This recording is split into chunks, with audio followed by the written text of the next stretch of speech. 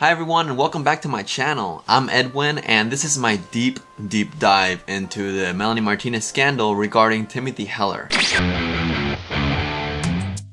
Now let's move on to the reasons why fans don't believe Timothy. Shortly after the scandal broke out, YouTubers made videos covering it, like we do, so I'm going to be using some clips from 3 of the most popular videos on the topic because they amplify a lot of the questions that fans were already asking. This is the most popular video on the situation with over 1 million views. I've heard the testimonies of tons of survivors, like none of them used as many uncomfortable details as Heller, and I mean really uncomfortable details.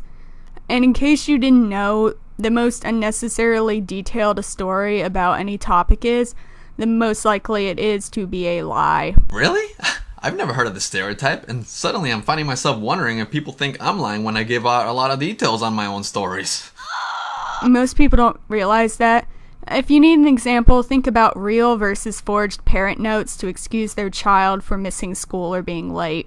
If this is a real stereotype, then I would assume that it should be accompanied with the content of the story, not just like, oh, you're giving a lot of details, red flag. In which case, a student forging a note might make sense because a student might say, I got sick because I went camping with my family from out of the country and give out excess details, right? So that situation makes sense, but in a situation like this, I'm not sure. I feel like for stereotypes, you definitely have to take in the context. So for a student forging a note, I would assume that letting a teacher know that a family is visiting from out of country is an unnecessary detail, but I'm not sure what unnecessary detail Piper Sweeney is referring in regards to Timothy's story. Because Piper Sweeney failed to provide examples as to what exactly they're referring to in regards to Timothy's story having unnecessary details. So it all ends up being entirely subjective. I mean, the abuse itself isn't very detailed. So are they referring to the beginning of the story? Because that's just context of her relationship with Melanie. Not the strongest point to start off with, but that's entirely subjective. On to the next point, which all 3 videos brought up, Timothy's single being released just a few months before the allegation. Timothy Heller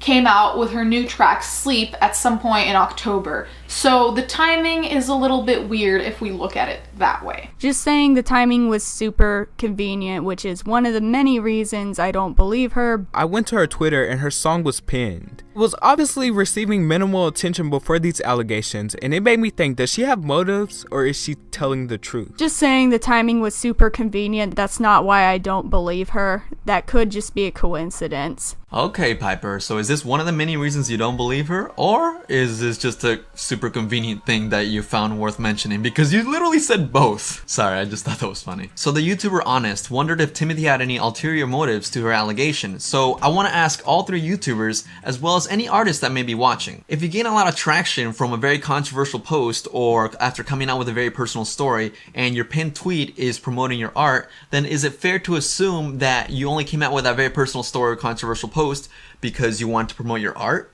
Now, I guess that's a tricky question because immediate answer should be like, no, I just wanted to like speak out my mind. So, okay, there's definitely that aspect. However, I guess there definitely is people that will use something that is very controversial to promote their own art. But in this kind of case, now that it's been years, you know, I would have said like, you look for patterns. I think patterns are very important, very telling of people. So people that would do this kind of thing, they might do it again, you know, they might like be controversial again to promote something again. But like in the past 2 years, Timothy hasn't released much else, so like, and she hasn't done anything crazy for attention, so I'm not exactly sold on that idea yet. But I guess it's not a horrible question to ask, to be honest. Because Honest is the one that wondered. That was funny. Oh gosh, that was dumb. Sorry, Honest. In this particular case, Timothy's song was published on October 19th and her story was on December 4th, so just under 2 months. And the tweet with her song was pinned before her story came out, so should she have unpinned it? Well, in hindsight, I bet she wishes she would have. So that actually is a note for anybody else about to come out with a controversial story out there. You might want to unpin your little self-promo before people come at you with this. It really begs the question though, should Timothy have waited a couple months more or like how much time should she have waited before releasing her story because her song came out just under 2 months prior? What is the appropriate time to release a controversial story so people don't assume that you're doing it with a hidden intent? Because I think it would have looked a lot sketchier if she released her story and then like after released the song, people would have been like, huh, Coincidence. Another thing to keep in mind, and this also goes along with a lot of people that were asking why now, is the Me Too movement. Timothy said that she was inspired by reading all the stories, which literally started picking up steam. Like it started going viral on October 15th. The dates on this entire situation are completely out of place. At the time she claimed all of this happened, Martinez was performing in New York City, while Heller was in Los Angeles, which is on the other side of the country. Right, so we already went over this, and you guys know exactly where I stand as far as the whole remembering the where and when. And I don't like the way this is presented because it perpetuates the idea of a perfect victim, because there's no such thing, honey. And especially in this particular situation, because Melanie corroborated that something happened intimate between the two of them. You know, the only difference is that Melanie said that it was consensual, and Timothy said it wasn't. The internet is harsh, man. Imagine getting a date wrong, and then people will hold it against you for the rest of your life. Timothy stated the allegations took place on June 25th, 2015, and shared a picture with the media stating this was on the night of the allegations. Now, what I want you to notice is Melanie is in handcuffs and blindfolded. Now, a thought that occurred to me is, wouldn't Melanie be the one on the receiving end if anything? I mean, she was the one that was tied up, so that just popped into my mind. Now, I understand this image that Timothy gave to Newsweek can be confusing at a first glance because it was never described in Timothy's original story. However, the assault itself was never described as physically forceful, so the implication that Melanie was on the receiving end simply because she was tied up is just awkward. Melanie is smiling and not tied up. She's in fluffy handcuffs, which, if you have a look in the article, the caption to the photo says they are playing a game that Melanie allegedly took way too seriously. Now, just because I'm clarifying something, it does not mean that I'm defending it, alright? Because I'm also very confused as to this whole playing a game thing, because it was never spoken about in Timothy's original story. You know, so that's what I was talking about earlier in the video when I say that when you give out more details, it only leads to more questions, because what? Why give them that picture without giving additional context to the picture when it wasn't mentioned in the original story? You see, it just gives more questions. Because when I first read the story, I imagined that they were both in bed and Melanie was just nagging Timothy, but I guess now they were playing a game? Which that story could also make sense, that they both started playing an adult game and Melanie eventually started getting more and more pressuring when Timothy wanted to go to bed. But see, in that case, I'm filling in the blanks for somebody else's story, and that kind of makes me uncomfortable. I don't like the idea of filling in the blanks for somebody else's story of abuse. 3, there's tons of evidence on social media that they were friends for years after the alleged assault, some from Heller's own words. And of course, remaining friends with someone that you accuse of such a horrible thing had a lot of people asking things like, would you be able to go in your rapist's house, knowing that's where you were assaulted? If someone raped you, would you want to keep their picture on your Instagram? Would you dress up like your rapist? No, nobody would. Now, before I address this, I want to be clear that the purpose of the segment isn't to debunk these statements. On the contrary, I'm displaying them to show the popular perspective, and now I want to sort of bring a balance as to what could also be logically probable. Any question that is formatted as extreme yet simple, like, would you do this after someone you, is usually going to be met with a very black and white answer like, hell no, you know what I mean? Because the connotation and strength of the word. But the societal connotation of the word does not go along with the experience that Timothy explained. The allegation is not that she was pinned down and physically forced into doing something she had already said no to, but rather that she was coerced into doing something that she had already said no to. This is not a novel concept. Sexual pressure is very real and it happens very often, and giving in or allowing it to happen does not mean consent. The specific type of abuse that is with a friend or a family member that isn't forceful isn't instantly traumatic like the association with the word would imply.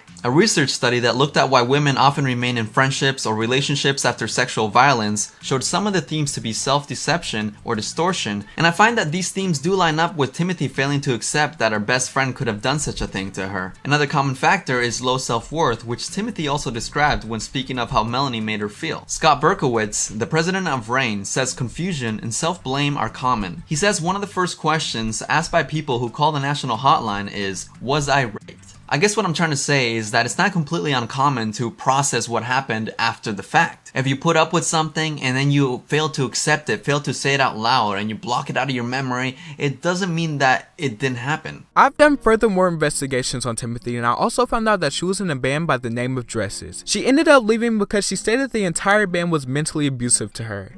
She claimed she stayed because they needed her voice.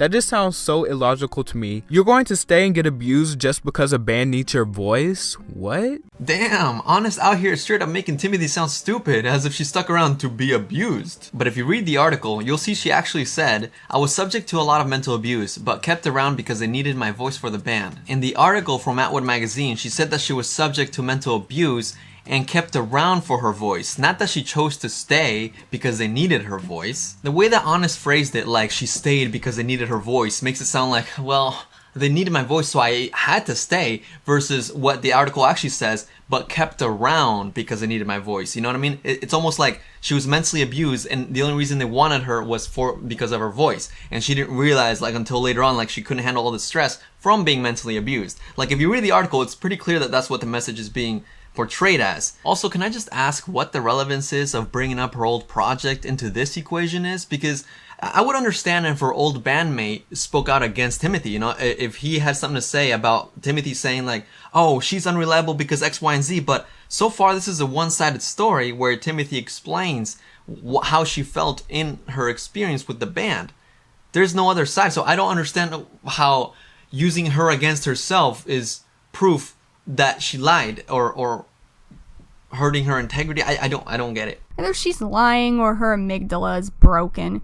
Even if you're in denial, you still have survival instincts. Or maybe not, since she does have borderline personality disorder, which can fuck a person up in all sorts of ways. And that's not an assumption, it's a fact. Many fans have also used Timothy's mental illness against her, and I'm personally not very well versed in borderline personality disorder, so I don't feel comfortable making any comment. However, this is Timothy's own response to that criticism. The symptoms that I really struggled with was abandonment and like emptiness, feeling like I can't do anything on my own. That's why I let friends control me, because felt like my life was pointless. Basically, I was diagnosed with that probably over 2 years ago now, and I've been going to weekly therapy and taking medication, and now I don't meet the requirements for borderline. Okay. She went to see a psychic and she told her she had to stop being friends with Timothy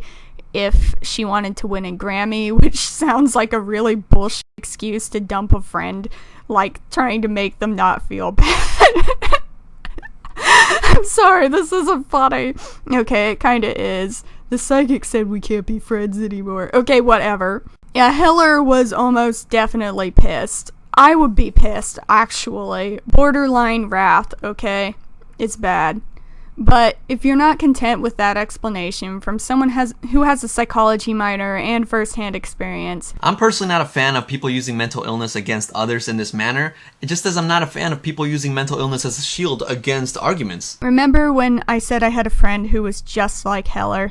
She also suffered from borderline personality disorder. Piper does mention having experienced a friend with BPD as well as having a minor in psychology. However, I'll be the first to say that anecdotal evidence is not the best evidence, and having a minor in psychology is nothing. I have a degree in psychology, and guess what? It doesn't automatically grant me instant knowledge to everything psychology related. Show me a PhD, show me a master's degree, show me at least some decent experience working with mental health patients, but reading off of your abnormal psychology textbook is almost as good as reading off of WebMD.com. When you study psychology, you learn that it is very unethical to speak so freely of other people's diagnosis like this, especially with such authority as this person has. You need to invest a lot more energy in a friendship with a borderline because they are very afraid of abandonment and they tend to have really shitty lives. Furthermore, to assert that she is lying because of the mental illness with such authority should imply that there is a history of lying. However, none is presented, and this is why you don't speak with such authority on other people that you don't even know.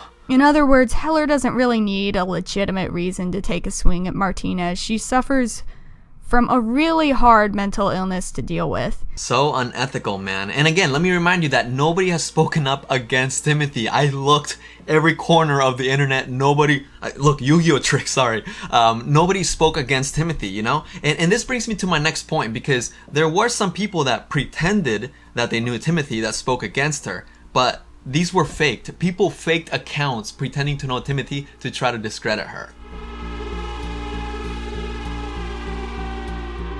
So this post by a Chris Carrillo says, As you can see, and I confirm this to you, Timothy never denied what she did with Melanie the night of 2016. I'm telling you this because I'm friends with one of Timothy's closest friends. Timothy was planning to use this from October to reach more people and take advantage to promote her single. So it turns out the entire story from this Chris was entirely fake, and this person just randomly disappeared without confirming anything that was stated in this post. But enough people believed it and they just ran with it, and then they forgot about it, but in the back of their mind they thought Timothy is a liar. And from Facebook to Twitter was an account called Sarah Morgan. They claimed to know Timothy for about 2 years and had a washed out picture with Timothy. Someone asked them if they could provide proof of Timothy's lies, and they replied by saying they'd do it once they hit 1,000 followers so more people would see it.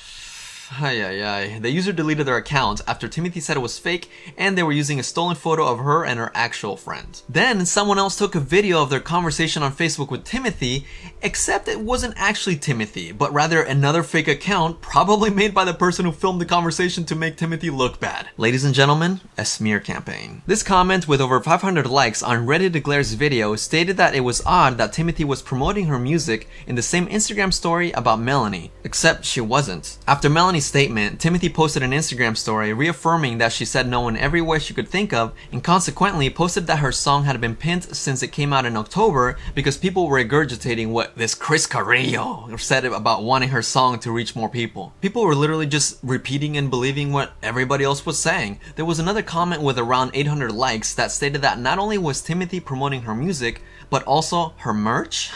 Timothy didn't have any merch at this time. Around 800 people click thumbs up. Around 800 people just believe whatever is posted on a YouTube comment without any sort of proof. You know, this is why I like to provide the receipts to my videos, because it's important to back things up with whatever you say. I found it curious how fans and YouTubers alike would pick on Timothy's past with a magnifying glass, but didn't treat Melanie's past with the same type of scrutiny. How about the fact that Melanie herself had a boyfriend during the time of these acts? Nobody talks about that, huh? Timothy said that at the time of the allegation, not only did Timothy have a boyfriend, but so did Melanie. Yes, my boyfriend is out of town. Oh, her boy. So she was dating someone when it happened? Both of our boyfriends were out of town. Yes, we both had boyfriends. Now, I know there might be some skepticism as to if she said this to make her look bad, but I did find an interview where Melanie spoke of her boyfriend in April 2015. Come over here, dude. My boyfriend is my drummer. Come over here. And in a separate interview from July 9th, she said her song Soap was about her boyfriend at the time. So I'm going to ask a question just out of my own pure curiosity. Was she dating Miles at the time, or was it someone else?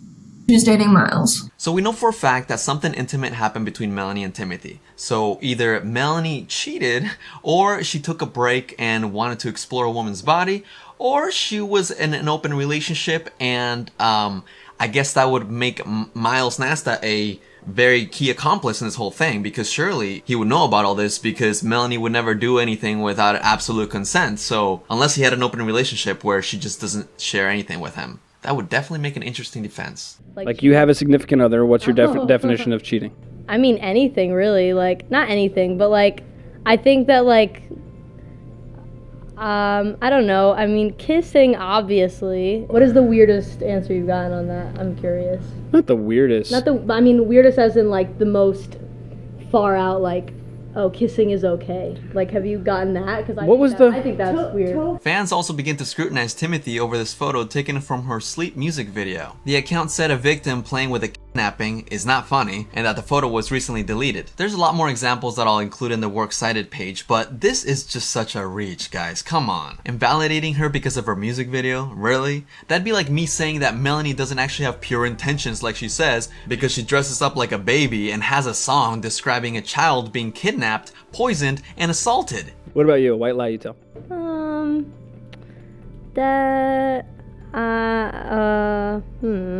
I don't know. I don't lie. I don't tell lies. Liar. I don't know. I don't really think about my lies.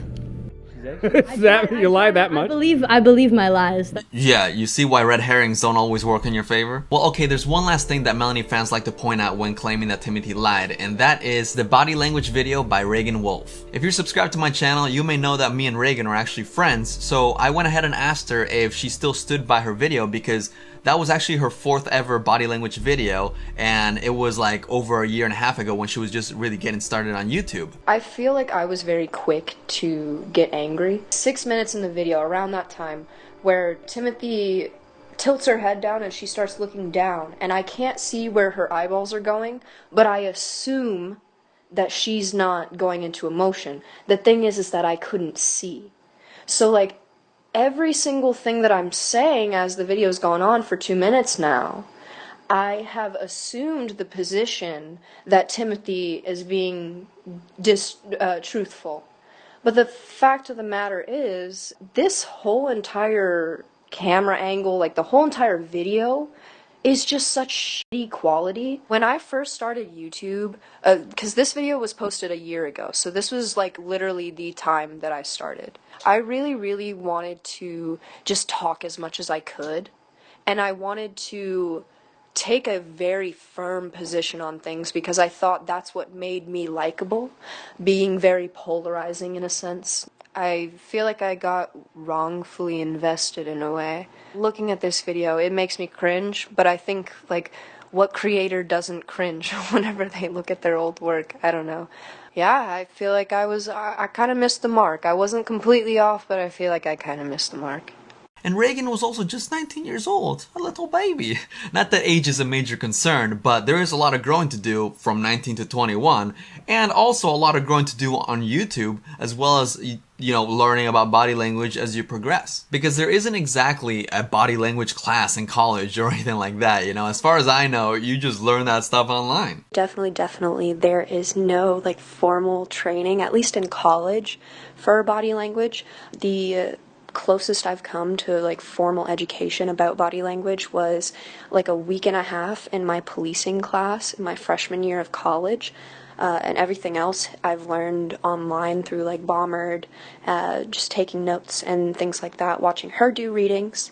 However, I do trust the progression that I've seen in her skill, which is why I recently invited her to collaborate with me on my DMVert video. And I'm also leaving an open invitation for her to do a body language reading video on the upcoming interview that I'll be conducting with Timothy Heller. And I know some people think that body language can be BS, but it can actually be legitimately useful. This is also what Reagan had to say about it. It is subjective in a sense to where everybody's story is different, everything that they're saying is different, the way that they react to certain things are different. You really have to get a feel for these people. But the bottom line is you have body language experts that work very closely along with like the FBI and police stations in order to teach like these tactics to policemen.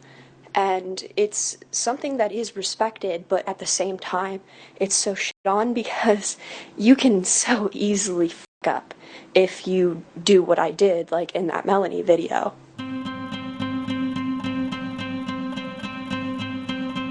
This is definitely one of the most difficult videos that I've ever made. I try to hit every point from a logical standpoint, but of course it's still my perspective, and I'm sure there are still plenty of flaws that people will find. However, I want to remind you that the objective of this video was not to point out who's right and who's wrong. It was a very fascinating topic to me, not just because of the story itself, but because of the reaction it got, you know, the reception was so varied. Some Melanie fans had felt so strongly about me making this video that they had practically decided that they would cancel me and dislike this video before I even got started on it. So I almost feel like I should thank those fans if they did make it this far into this video for just being open-minded enough to listen to a perspective that may not align with yours. Thank you. People love to use the whole bias argument against me, but I want to emphasize the fact that I'm not a journalist, I'm not a news reporter. All my videos are done from my perspective, from my logical standpoint, and I try my best to present everything that I'm aware of. So if you think that I'm biased, then it's definitely not with intent. I'm well aware that I'm flawed and my content is not perfect. I've corrected myself when fans have said, hey Edwin, you got this bit wrong. So just in case people are ready to say, oh, if Reagan does a body language reading video on Edwin's interview with Timothy, then it's gonna be biased because he already said that they're friends. No, okay, I already told her as well that, hey, if you want to criticize me as an interviewer or criticize her, you're free to do it. I'm not gonna get my feelings hurt. I understand that I'm fairly new at this whole like investigative type research-based content, you know, so I know that I'm not perfect. I know that I won't do the best interview ever, but I will do my best at doing the best interview ever. You know what I mean? It's a slight difference, but word choice makes all the difference. Association does not mean complicity. Sure, it can based on the context, but That's the key word, context. So yeah, I just want to make that point that just because me and Reagan are internet friends doesn't mean that I'm safe from criticism from her, you know? Reagan, go all out, you know? Go after me. And speaking of criticism, let's talk about Timothy. To be completely frank, well, actually, to be completely Edwin, sorry, I don't think that Timothy was quite ready for the ambush of attention that she received all at once when her story came out. You know, I don't think that she handled that all that well at all. I think a mix of the spotlight as well as the harassment that she was receiving both fueled her to make her want to speak out more and more. What I mean is, she wanted to advocate for survivors, so she would share her story to inspire others while also wanting to desperately be believed, so she would share her story. So in the beginning, she spoke out a lot, which brought on the criticism of, you're doing this for attention. I think a lot of people put themselves in the position of, if I were her, I would have done things differently.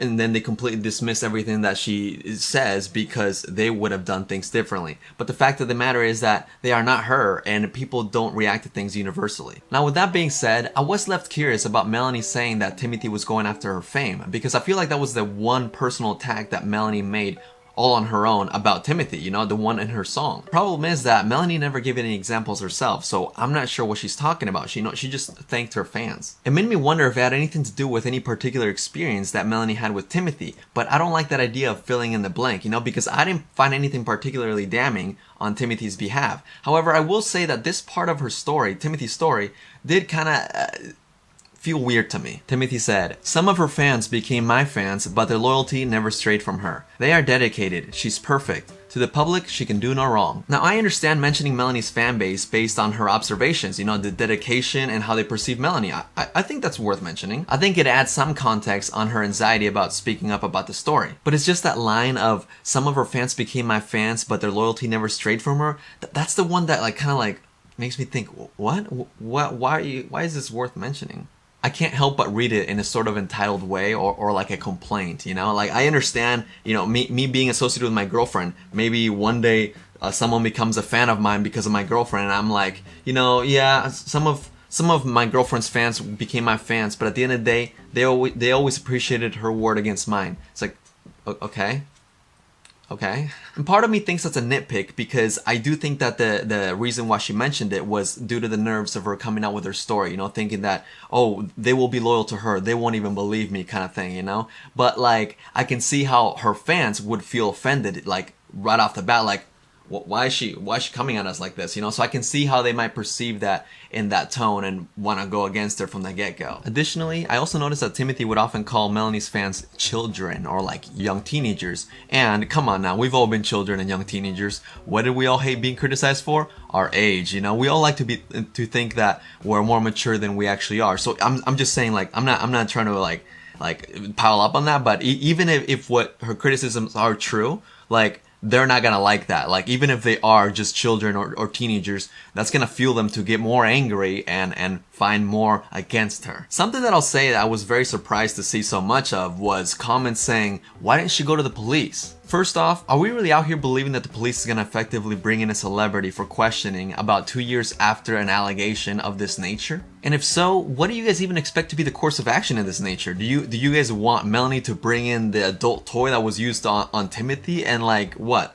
Try to get some DNA testing on the crusty flu? Oh, fuck, I'm sorry. And of course, there's gonna be people that say, well, no, she should have gone to the police right after it happened. Well, then you might have missed the beginning of her story where she mentioned that it was her best friend and it was very difficult for her to process. I know in a theoretical sense, it might be easy to say, oh, if one of my close friends, if my best friend did something like that to me, I would snitch on them and tell the police in a heartbeat.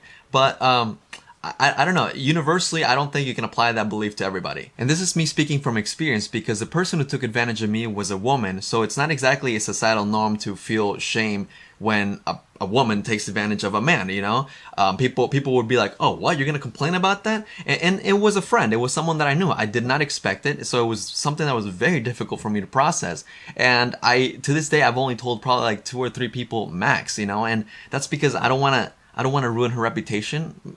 I don't know, it's weird. I don't want to go out of my way to just, I don't know, it's like I said, I think it's different for every person, and I also don't see or hear from this person at all whatsoever, and she's also not a public figure, whereas Melanie Martinez is, and she also has like songs about like that talk about abuse and also sends positive messages to her fans. So I can see how that might also have affected Timothy's decision to go on with this, because she's like hearing all these messages, whereas they don't add up to who she really is. So it could have influenced her to even come out with her story and even name her.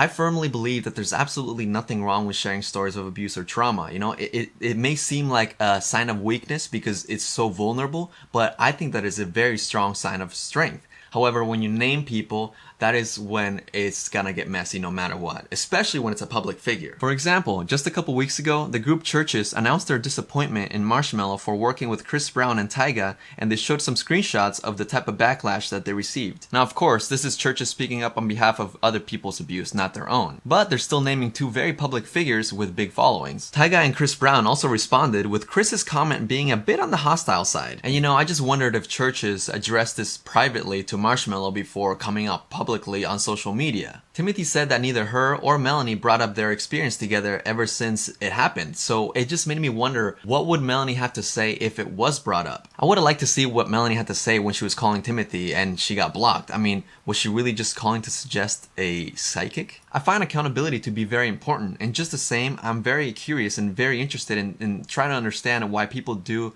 what they choose to do. Additionally, I also think it's very important for a person to understand why their actions are wrong, or why their actions have made a person feel a certain way before throwing a mob at them. And so depending on where you stand, I think this could apply to both parties. Actually, I think it could apply to both parties no matter where you stand. In closing, I sincerely hope that you guys enjoyed my presentation. If I got something wrong or upset anyone, please know that it wasn't my intention, and I'm crossing my fingers that you can at least see my intention and appreciate the hard work that I put into this. My next video will be different, but like I said in the beginning, I will still be working on the additional installments, being the interview with Timothy Heller, and whatever thing that I may need to clear up from this video, or just anything in general regarding the subject matter. But yeah, please allow some time for the additional installments, because this has been so stressful. So I'm really hoping that this turned out okay. I'm so fucking nervous.